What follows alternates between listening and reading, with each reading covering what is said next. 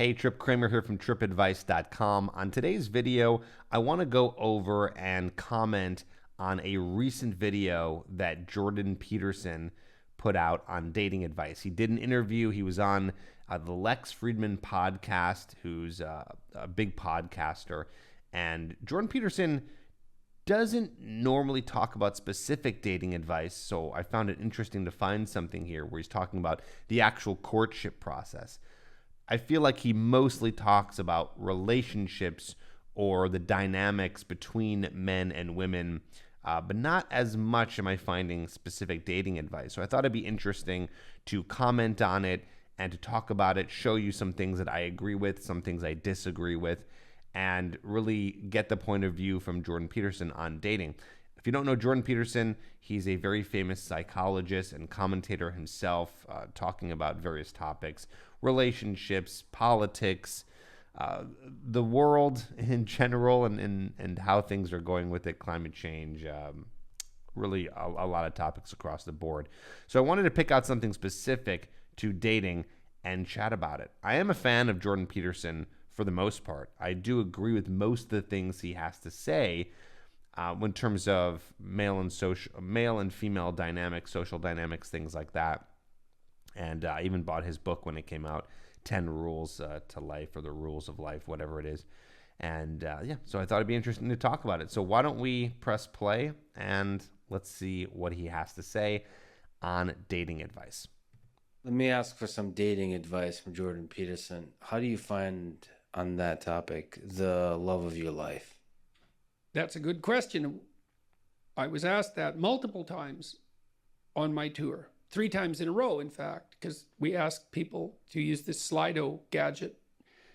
That's a popular question. To vary. It always came up to the top. And I got asked. I just found that, it's still interesting to me, but it doesn't shock me that, of course, one of the biggest questions that he gets is around relationships or finding someone. Even though I haven't seen him talk too much about specific dating advice, doesn't surprise me that people are most interested in that, of course. That 3 times in a row. And I think it's because there's a lot of pain around that. That's one of the biggest pain points that there is in life. Being lonely, finding a partner, getting rejected, being with the wrong partner, things like that. I didn't have a good answer. And then I thought, why don't I have a good answer? I thought, oh, I know why. Because that's a stupid question. So why? Yeah. Why? Because it's putting the cart before the horse. Here's the right question. How do I make myself into the perfect date? Okay, so that's the whole setup here. How do I make myself into the perfect date is the better question. Do I agree? I do agree to an extent. Yes, I don't feel like men or women who are having problems with dating are necessarily thinking on that level. I even think people who are not having problems with dating are necessarily thinking on that level. But one thing that, because I already watched this, one thing that he's going to leave out, which I want to talk about now and then touch upon a little bit later in this video, is yes. So he's 100% right. You need to be focusing on becoming the person who's most dateable. But you do also have to focus on the person that you are looking for. That is a very important aspect to dating. And I think that I think that men lack that in the sense where they're not thinking too much about who they want their perfect partner to be. And I think that women are thinking too much on that level, and they're overthinking it to the point where maybe it's harder for them to find somebody. Let's continue. You answer that question, and you will not have any problem answering the previous question. It's like, Again, not necessarily true. The aspect of knowing the kind of person you want and who you're looking for is crucial, and I'll go into that in a little bit. Wanting a partner. If I offered everything I could to a partner, who would I be? You work on that. Ask that question. Just ask. Just ask yourself, okay, I have to be the person that women would want. True. Okay, what do they want? True, because if you're not that person, obviously you're just not going to attract that. So it's like kind of common sense, but But I think that also he makes a good point in bringing this up because people don't think about that too much. How do I be the person that someone wants? Like, I don't think women think about that enough. I think guys think about that quite a bit, especially you. You're watching this video. You're in the area of searching and learning dating advice. Women don't think about this as much. I don't think they think about what guys want. Yeah. Clean, that's not a bad start. Reasonably good physical shape. I like how he said reasonably good physical shape. There's a reason there, and I feel like he understands this. You don't have to be jacked and super strong to be able to attract a quality woman. As long as you're a reasonable weight, not obese, not insanely skinny, it's more possible for you. So I like that he said reasonably. Healthy, productive, generous, honest. So now he's going into behaviors. Yep. Generous for sure. Yes, honest. I like how he said productive. Women are attracted to effective men who are not lazy and doing nothing with their lives. Willing to delay gratification. So you dance with a woman. It's like, what's she doing? What are you two doing? Well, it's a pattern. There's patterns happening around you. That's the music. Patterns of being. That's the music. Now, can you align yourself with the patterns of being gracefully? That's what she's checking out. And then can you do that with her? And then can you do that in a playful and attentive manner and keep your bloody hands to yourself? Okay. What he's not saying, but I'm imagining he's trying to convey, is the idea of flirting. I think what he's talking about here is flirting. You're going to see him here in a bit keep on repeating this word playful, which is something that I mention as well.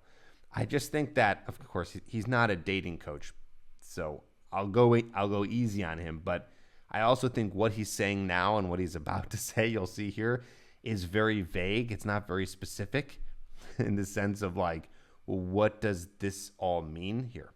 At least a minute. And so, can you dance in a playful manner? It's like you can go through this in your imagination, and you'll know.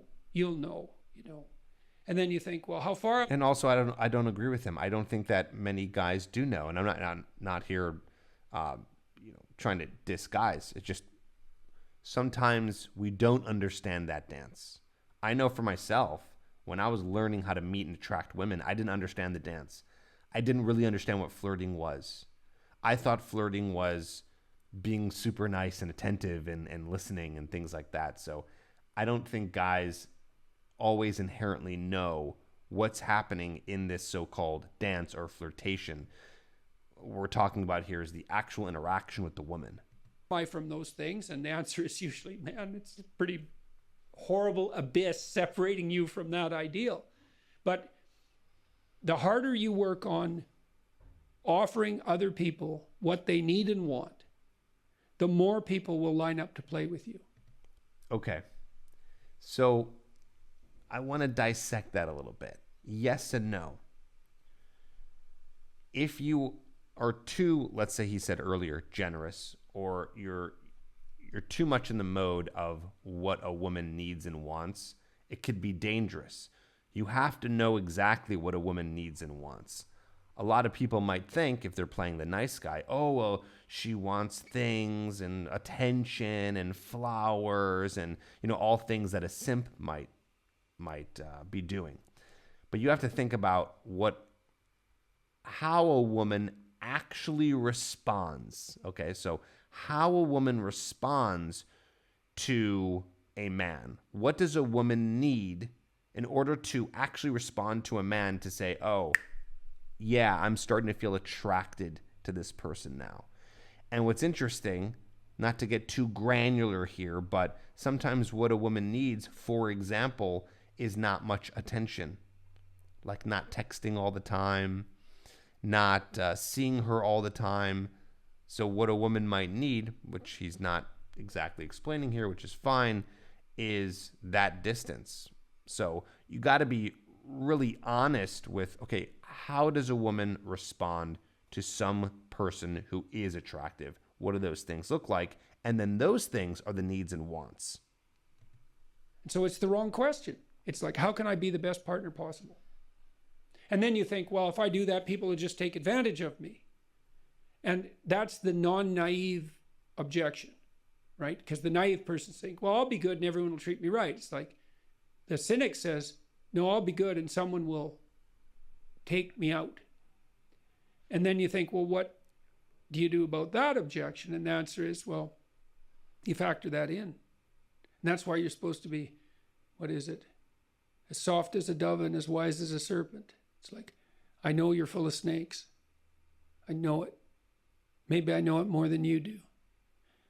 But we'll play anyways. Okay, so this is really interesting point here.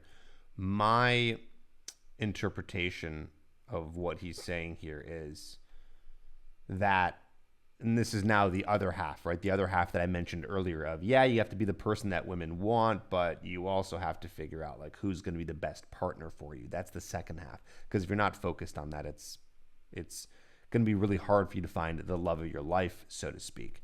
So I believe what he's saying here is women can absolutely crush you.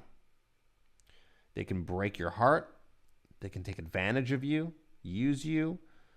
They can, in their hypergamous nature, completely be done with you after dating you for how many years. And I think what he's saying here, maybe as a cynic, is, but also I think as a realist, is you have to be completely understanding that the reality is that not every woman is going to be good for you. And you have to decipher which woman is going to be best and be careful, because there are women who will use you, break your heart, which he'll kind of talk a little bit about in a second here, be a psychopath, have mental issues.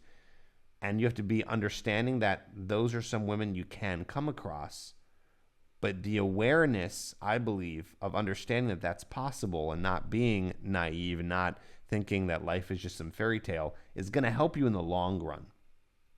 Because you're going to understand who you can eventually be with and not be with.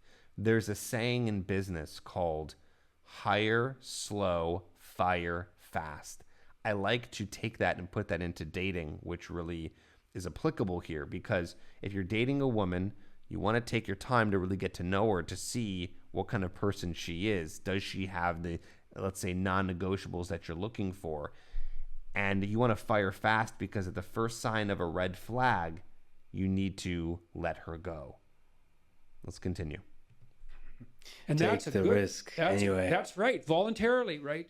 It's like, and what's so cool about that is that even though the person you're dealing with is full of snakes, if you offer your hand in trust and it's real, you will evoke the best in them. Yeah. And that's true. Even I've dealt with people who were pretty damn He's going to say criminal. I think what he's saying here, and I do like what he's saying here, is, yeah, if you want to get into a relationship, there has to be some trust there. The thing is if you play too many games, if you're someone who's mentally unwell yourself, maybe you're gaslighting or being overly jealous all the time, causing drama in the relationship, that's going to evoke those same things in the partner, and vice versa. If you find a woman who's always jealous, who's bringing a lot of drama into the relationship, that might evoke things inside of you. And that's when you find someone who's not a good partner and becomes an unhealthy relationship. By the way, I can speak to this anecdotally because I've been in a relationship like that where I found the wrong partner who I did not know until later on had some of these issues that he's talking about here, some mental health issues, and it can really drive you crazy. So you got to be careful. And pretty psychopathic, and sometimes dangerously so. And you tread very lightly when you're dealing with someone like that, especially if they're intoxicated. And even then, your best bet is that alert trust. It's the only thing I know that, like, I had one client who was he was a paranoid psychopath. I like that he said alert trust. What I think he's saying there is you're going to be alert. You're not going to be naive, but you're also going to trust to see what happens and play out the dating scenario, so to speak. That's a bad combination. He was a bad guy, man. He had like 4 restraining orders on him. And restraining orders don't work on the sort of people that you put restraining orders on. When I first saw this, I was cracking up. That got me going. Restraining orders don't usually work on the people you put restraining orders on. Yikes. And he used to be harassed now and then by, a bureaucrat in a bank with delusions of power. And he would say to them, he used to kind of act this out to me when I was talking to him. He'd say, "I'm going to be your worst nightmare." And he meant it. Yeah. And he would do it. He had this obsessional, psychopathic vengeance that was just like right there. Paranoid to the hilt. And paranoid people are hyper acute. So they're watching you for any sign of deceit or manipulation. And they're really good at it. Because like they're 100% that's what paranoia is. It's 100% focus on that. And even under those circumstances, if you step carefully enough, you can avoid the axe. That's a good thing to know if you ever meet someone truly dangerous. Absolutely. I believe in that being fragile, nevertheless, taking that leap of trust towards another person, even when they're dangerous, especially when they're dangerous. If you care, if there's something there in those hills you want to find, then that's probably the only way you're going to find it, is taking that risk. So that's the end of the video there. It gets, I feel like, a little almost off topic, or at least to a very specific idea of maybe finding someone who's not a good partner, which is very important. But I want to really hone in on that. And that was my earlier point of, yeah, I agree with him. You want to become the person who's dateable. Very important. You're not going to be able to find any woman that you're really interested in unless you become someone who's dateable and understand how attraction works and how women perceive attraction and how women become attracted to a guy. So you want to become that person. And then the second step is really finding who is going to be the best partner for you while avoiding women who have those red flags. Because you can be the most dateable person in the world. You can be rich, tall, handsome, charismatic, powerful status, great with women, understand how to flirt, all these great things. But if you don't know how to find the right woman, Johnny Depp, Amber Heard is a great example. Johnny Depp could probably have any woman he wants in Hollywood, and he picked Amber Heard, and well, look what happened there. If you don't know, spoiler alert, she was diagnosed with BPD and made his life a living hell. So you want to make sure you have this skill set to decipher in order to, in this specific circumstance, as Lex was saying, find the love of your life. Want to know what you think? Leave a comment down below. Let me know what you think about some of the thoughts that I said here, that Jordan said here. And if you want me to do more of these, thanks for tuning in.